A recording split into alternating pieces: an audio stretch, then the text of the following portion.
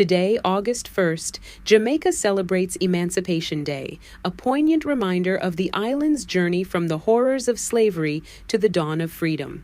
This day marks a pivotal moment in history, honoring the resilience and strength of those who fought for their freedom. The story of emancipation in Jamaica is one of endurance and struggle. By the early 19th century, the brutal system of chattel slavery had enslaved hundreds of thousands of Africans, forcing them to work under inhumane conditions on sugar plantations across the island. Pressure from abolitionists in Britain and revolts by the enslaved people themselves led to a significant turning point. On August 1, 1834, the British Parliament enacted the Emancipation Act, which marked the first stage of freedom for Jamaica's enslaved population. This act, however, did not grant immediate full freedom. Instead, it introduced a period known as the apprenticeship system.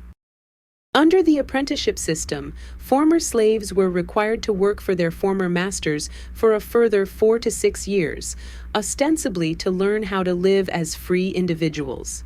In reality, this system often perpetuated the exploitation and harsh conditions of slavery. Yet, it also planted the seeds of hope and determination among the newly freed people. The true liberation came on August 1, 1838, when the apprenticeship system was abolished, granting full freedom to over 300,000 enslaved Africans. This day was a triumph of the human spirit and a testament to the unyielding quest for dignity and justice. Today, Emancipation Day is a time for Jamaicans to reflect on their history and celebrate their cultural heritage.